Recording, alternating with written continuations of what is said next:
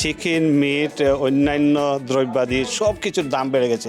তখন আমি সর্বপ্রথম এই রেস্টুরেন্টের নাম দিয়েছি ওয়েস্ট ডিশ বাংলাদেশি রেস্টুরেন্ট।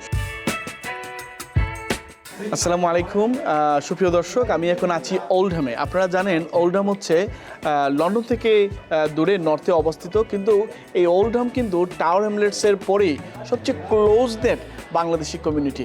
এবং এখন আমি যে জায়গাটাতে দাঁড়িয়ে আছি সেটি হচ্ছে একটি রেস্টুরেন্ট, এবং এই রেস্টুরেন্টে হচ্ছে ওয়েস্ট টু ইস্ট রেস্টুরেন্ট, যে রেস্টুরেন্টটি আজকে থেকে প্রায় 3 দশকেরও বেশি সময় ধরে এখানে সার্ভিস দিয়ে যাচ্ছে। কিন্তু আমি যার পাশে দাঁড়িয়ে আছি তিনি হচ্ছেন এই রেস্টুরেন্টের স্বত্বাধিকারী আমাদের জামাল উদ্দিন ভাই।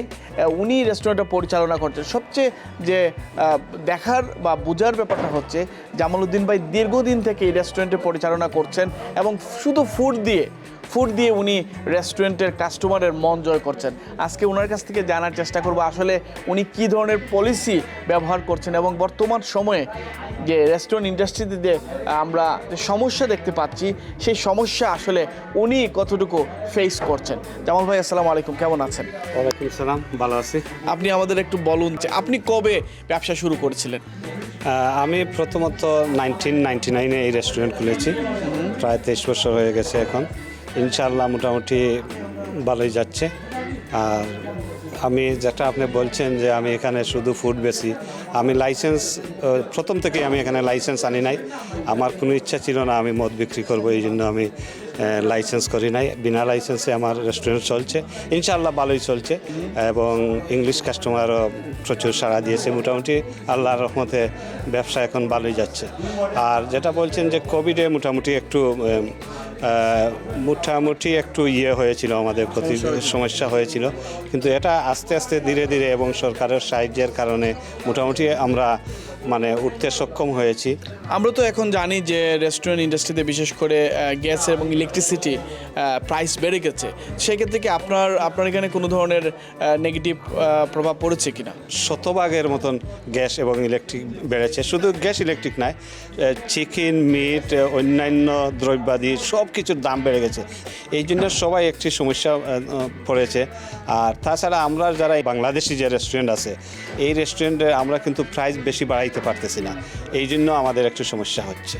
আচ্ছা, আমার জামাল ভাই, আমি একটু আপনার কাছ থেকে শোনার চেষ্টা করব যে আপনি আসলে দেশে আপনার বাড়ি কোথায়, এবং কোথাকার মানুষ আপনি? আমার বাড়ি সিলেটের বিশ্বনাথ উপজেলায় এবং বিশ্বনাথ পৌরসভাতে আমার বাড়ি, অলংকারী গ্রাম।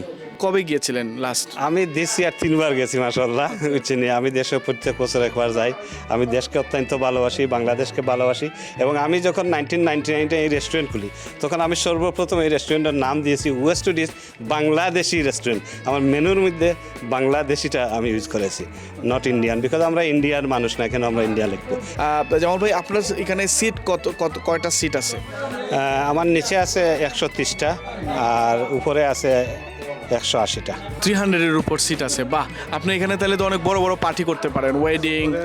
ওয়েডিং হয়, ফাংশন হয়, অনেক মিটিং সেমিনার সব কিছু হয়, বা বাংলাদেশ থেকে যারা কমিউনিটি লিডার নেতৃবৃন্দ আসেন তাদেরকে নিয়ে, অনেকেই এলাকার যারা আছে তাদেরকে নিয়ে এখানে বসেন।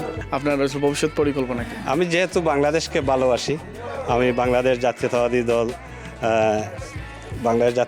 দলের অলরাউন্ড শাখার সভাপতি আছি এখন বর্তমানে, এবং আমি 1993 থাকি এখানে। আমি বিএনপির সাথে জড়িত, বিএনপি এখানে আমি গঠন করেছি ওল্ডহাম এসে, এবং আপনি প্রতিষ্ঠাতা সভাপতি আজ পর্যন্ত সভাপতি আছি, চালিয়ে যাচ্ছি মোটামুটি ইনশাল্লাহ।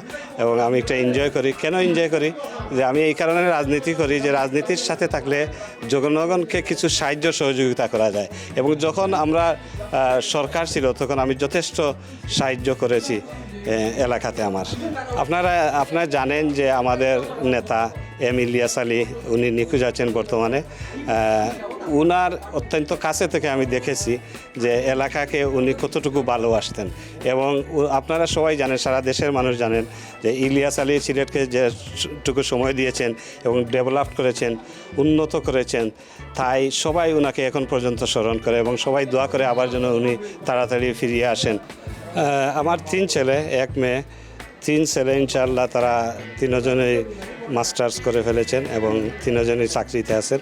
মোটামুটি ভালো অবস্থা। আর আমার মেয়ে এখন কলেজে আছে, আর আমি এবং আমার ওয়াইফ আমরা ইনশাল্লাহ মোটামুটি ভালো আছি অবস্থানে।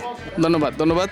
প্রিয় দর্শক, আপনারা আসলে এরকম মাঝে মাঝেই দেখেন যে আমরা বিভিন্ন রেস্টুরেন্টে খুব যেগুলো আসলে অনুকরণীয় হতে পারে, যে রেস্টুরেন্টগুলো একটু ব্যতিক্রম, সেগুলোকে নিয়ে আমরা কথা বলি। আজকের রেস্টুরেন্টও আমার কাছে ব্যতিক্রম মনে হয়েছে।